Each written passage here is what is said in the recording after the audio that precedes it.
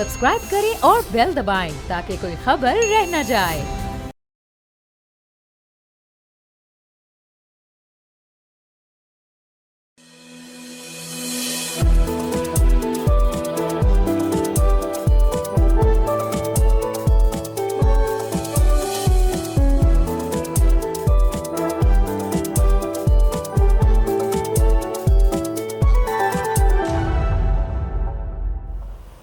बिस्मिल्लाहिर्रहमानिर्रहीम। अस्सलाम वालेकुम नाज़रीन, प्रोग्राम फ्रंट पेज के साथ मैं हूँ मुइज़्ज़ुर रहमान। नाज़रीन, प्रोग्राम का आगाज़ करते हैं। गज़ा में जो एक सूरत हाल है, हमने जैसा आपको गुज़िश्ता 2 दिनों से आगाह करते जा रहे हैं, 400 से ज़ायद फ़लस्तीनी बेगुनाह शहीद कर दिए गए हैं और इज़राइल अपनी जारियत जारी रखे हुए। मज़ीद बरा आपको बताते चलें कि इज़राइल ने अपनी जो उनकी मिलिट्री की जो कैंपेन है और जो एक एक्सपेंशन है उसको बहुत ज़्यादा इंक्रीज़ कर दिया और गज़ा इस वक्त फिर दोबारा से कम्प्लीटली वॉर टॉर्न इलाका बन चुका है। वहाँ पे एक जेनोसाइड प्लेस हो रहा है और ख़वातीन, बच्चे, बूढ़े, बुज़ुर्ग इस वक्त जो है वो मलबे तले दबे हुए हैं। 400 से ज़्यादा लोग शहीद हो चुके हैं और इज़राइल ये कह रहा है कि उन्होंने जो है हमास को दबाव में डालने के लिए ये हमले किए हैं, क्योंकि हमास ने इज़राइली कैदी रिहा करने से इनकार कर दिया है। लेकिन नाज़रीन, ये एक सीज़ फायर मुआहिदा था, उसकी इज़राइल ने सख्त तरीन उसके ख़िलाफ़ वर्जी की है और इज़राइल ने इसको बेसिकली पहले इसको एक रिटन कमिटमेंट देने से भी इनकार किया था, क्योंकि उनकी नीयत में खोट था। और अगर लोकेशंस की बात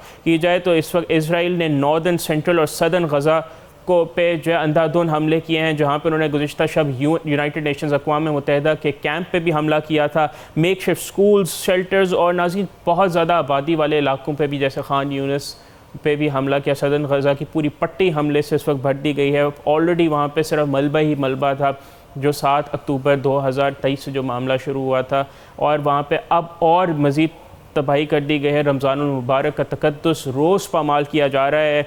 और सीज़ फायर की बात करें तो हमास ने और फ़लस्तीन ने इसराइल पर इल्ज़ाम लगाया है कि इज़राइल ने बेसिकली पहले उन्होंने कोई कमिटमेंट देने से इनकार किया कि वो कोई रिटन कमिटमेंट नहीं करेंगे, और जैसा मैंने आपको बताया क्योंकि उनकी नीयत में खोट था और इस वक्त वो अंधाधुंध फायरिंग की, उन्होंने एक बमबारी जारी रखी। और इसमें अगर अमेरिका की बात की जाए तो इज़राइल कहता है कि उन्होंने अमेरिका कंसल्टेशन की थी कि वो जो है अपने ये हमले दोबारा से उनको रिज्यूम कर दे और अमेरिका और जो वेस्ट है वो अपनी आर्म्स सप्लाई, सिफारती सतह पर हिमायत और ये जो असले की फरामी है ये जारी रखे हुए। अगरचे गुज़िश्ता शब जब यूनाइटेड नेशंस के कैंप पे हमला हुआ तो जो एंटोनियो गुटेरेस हैं यूनाइटेड नेशंस के सेक्रेटरी जनरल, उन्होंने इसकी मजम्मत की बग़ैर इज़राइल का नाम लिए हुए। जो डेविड लैमी हैं बरतानिया का वज़ीर ख़ारजा, उन्होंने भी इसकी मजम्मत की यूनाइटेड नेशंस के कैंप पे हमलों की, लेकिन उन्होंने इज़राइल का नाम नहीं लिया। ये नाज़रीन बहुत एक अनफॉर्चुनेट बात है। हाँ, लेकिन इसके बरक्स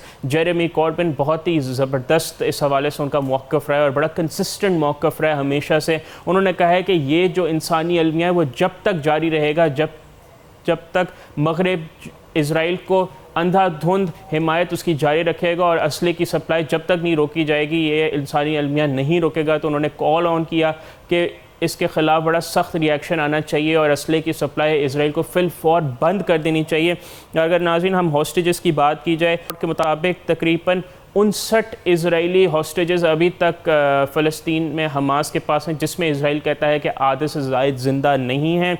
लेकिन उनके जो तमाम ख़ानदान हैं नाज़रीन, ये जो 59 हॉस्टेजेस हैं, इनके जो तमाम घर वाले हैं, ये इज़राइली हुकूमत को इल्ज़ाम देते हैं कि ये मामलात यहाँ पे इज़राइल की हुकूमत की हठधर्मी और जो बेसिकली इस जंग को अपने फ़ायदे के लिए इस्तेमाल करेंगे, यहाँ तक आई है। उन्होंने इल्ज़ाम लगाया है कि जो इज़राइली हुकूमत है वो इन हॉस्टेजेस को अपने फ़ायदे के लिए इस्तेमाल करी और उस बिल्कुल सीरियस नज़र नहीं आती उनको रिलीज़ करवाने के लिए। और उन्होंने कॉल ऑन किया कि डायलॉग के ज़रिए मामला हल होने चाहिए। इनफैक्ट इज़राइल के जो अपोजिशन लीडर हैं उन्होंने नेतन्याहू पर इल्ज़ाम लगाया है कि नेतन्याहू बिल्कुल मैड मैन की तरह काम कर रहे हैं और वो बेसिकली अपनी जो उनकी डोमेस्टिक पॉपुलैरिटी है उसको बढ़ाने के लिए ये इंसानी अलमिया उन्होंने बर्पा कर दी। क्योंकि नाज़रीन हम आपको तवातुर से बताते रहे अपने गुज़िश्ता शोज़ में कि इसका स्पिल ओवर इफेक्ट इज़राइल पे भी आया, चाहे वो इकॉनमी के हवाले से हो, क्योंकि बहुत ज़्यादा पैसे इसमें झोंक दिए गए हैं इस जंग में और ये जो जेनोसाइड फ़लस्तीनियों का किया जा रहा है।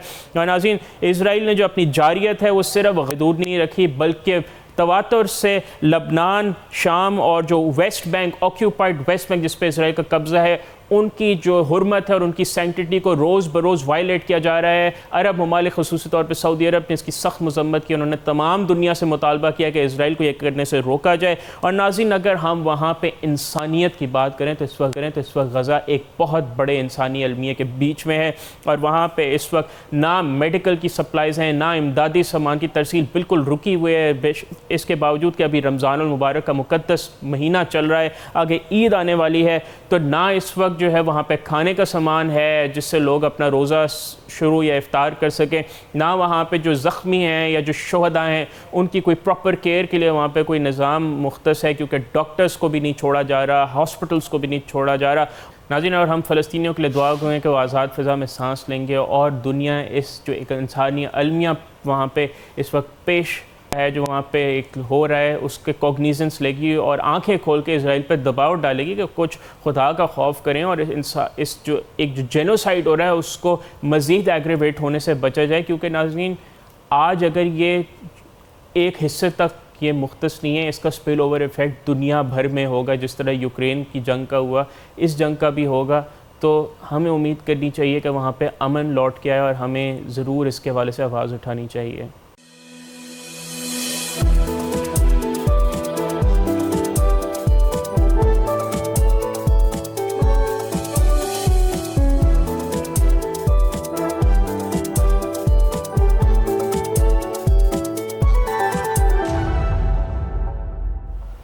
नाज़रीन, welcome back to front page. Break से पहले हमने बात की जो एक अफसोसनाक इंसानी अलमिया गज़ा में इस वक्त हो रहा है, जहां बेगुनाह फ़लस्तीनियों को शहीद किया जा रहा है, अंधाधुंध वहाँ पे बमबारी की जा रही है। अब हम बात करते हैं अमरीकी सदर डोनाल्ड ट्रंप ने जो इक़्तिदार में आने के बाद उन्होंने अपना साइज़ ऑफ गवर्नमेंट को शॉर्ट करने के लिए जो फ़ैसले लिए हैं। उन्होंने इक़्तिदार से पहले कहा था कि अमेरिका की गवर्नमेंट साइज़ बहुत बड़ा है, इसकी वजह से उन्होंने एलन मस्क की सदारत में एक डिपार्टमेंट ऑफ गवर्नमेंट एफिशिएंसी बनाया था, जिसको हमने बड़ा डिटेल में भी पहले कवर किया। अब नाज़रीन, उन्होंने कुछ स्टेप्स लिए हैं।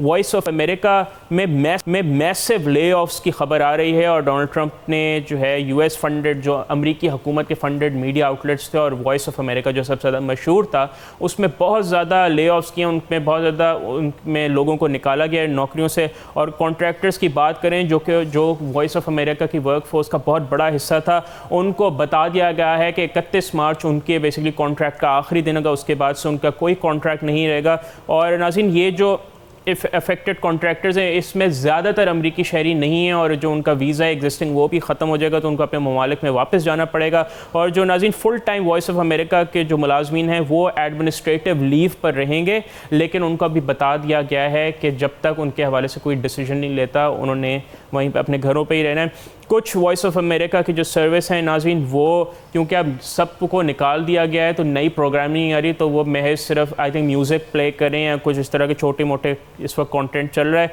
और नाज़रीन, जो स्वीपिंग कट्स डोनाल्ड ट्रंप ने यूएस फंडेड मीडिया पे लगाए उनके हवाले से मैं आपको मज़ीद आगाह करें कि उन्होंने एग्जिट नाज़रीन साइन किया था डोनाल्ड ट्रंप ने US agency for global media, जो कि वॉइस ऑफ अमेरिका की पेरेंट ऑर्गेनाइजेशन, उसके वाले से एग्जीक्यूटिव ऑर्डर जारी हुआ था। और मज़ीद जो अफेक्टेड मीडिया आउटलेट्स हैं वो रेडियो फ्री यूरोप है या रेडियो लिबर्टी, वो बेसिकली नाज़रीन जो पुराना सोवियत ब्लॉक है उसको टारगेट करता था। रेडियो फ्री एशिया जो है उस पे भी जो है उन्होंने कट्स लगाए हैं। ये चाइना, नॉर्थ कोरिया और जो एशिया में जो रिस्ट्रिक्टेड रीजन्स है वहाँ पे ये ख़बरें प्रोवाइड करता था, वहाँ पे मैसिव कट्स हैं। रेडियो फ़र्दा जो है नाज़रीन, ये एक पर्शियन लैंग्वेज ब्रॉडकास्टर है, एक फ़ारसी की ज़बान का एक ब्रॉडकास्टर है जो कि ईरान में ब्लॉक है, लेकिन ये अमेरिका इसको फ़ंड करता था ईरान में ख़बरों के हवाले से, वहाँ भी कट्स आए हैं।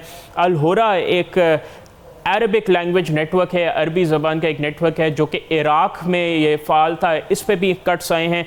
और अगर हम इसके जो वाइट हाउस में जो इसके स्ट्रेटिजिक इम्प्लिकेशंस जो अमेरिका के सिक्योरिटी माहिरीन हैं उन्होंने इस पे हवाले से रद्द-ए-अमल देते हुए कहा है कि वाइट हाउस ने तो जस्टिफाई किया इन कट्स को, उन्होंने कहा कि बिल्कुल लगाए जाने चाहिए थे। उन्होंने कहा जो डोनाल्ड ट्रंप का एक कंसिस्टेंट मौक़िफ़ रहा है जिसकी तायद भी की जानी चाहिए कि अमरीकी टैक्स पेयर का पैसा अमेरिका से बाहर किसी मामलात पे नहीं लगने चाहिए, क्योंकि उन्होंने इन तमाम न्यूज़ आउटलेट्स को रेडिकल प्रोपेगेंडा का नाम दिया और उन्होंने कहा कि अमरीकी टैक्स पेयर को रेडिकल प्रोपेगेंडा फंड नहीं करना चाहिए। मज़ीद बड़ा ये कि डोनाल्ड ट्रंप हमेशा से वॉइस ऑफ अमेरिका को क्रिटिसाइज़ करते रहे हैं। उन्होंने कहा है कि जो उसकी एडिटोरियल इंडिपेंडेंस है उसने हमेशा अमरीकी इंटरेस्ट के ख़िलाफ़ काम किया है और जैसा है कि जो इलॉन मस्क ने डोनाल्ड ट्रंप को ये तमाम मेजर्स का एडवाइस किया था ताकि अमरीकी टैक्स पेयर का पैसा बचाया जा सके, और ऑलरेडी अमरीकी एडमिनिस्ट्रेशन ने जो अमेरिका की जो एड है, जो फॉरेन एड है, उस पर कट्स लगाएं, क्योंकि जो अमेरिकन एड है नाज़रीन, वो जो पूरी दुनिया की जो बैरूनी इमदाद है उसका 42%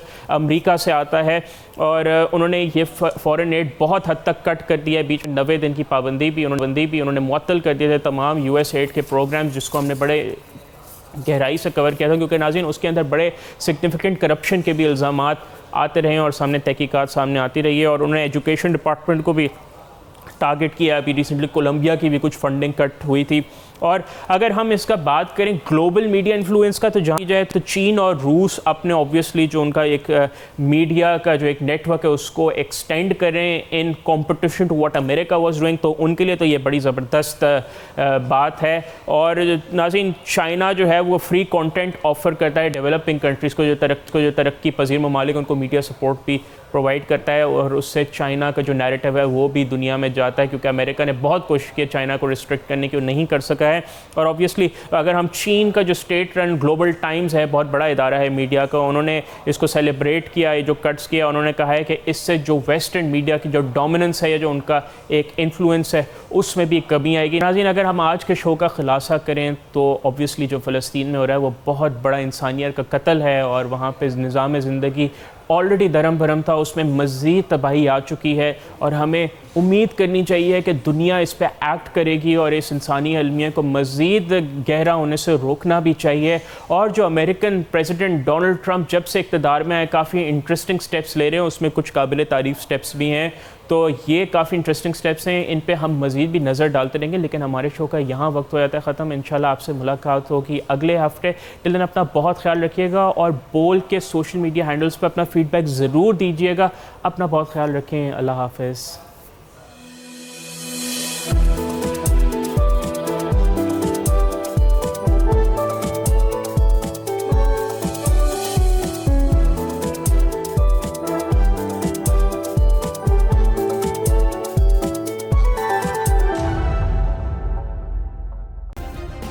सब्सक्राइब करें और बेल दबाएं ताकि कोई खबर रह न जाए।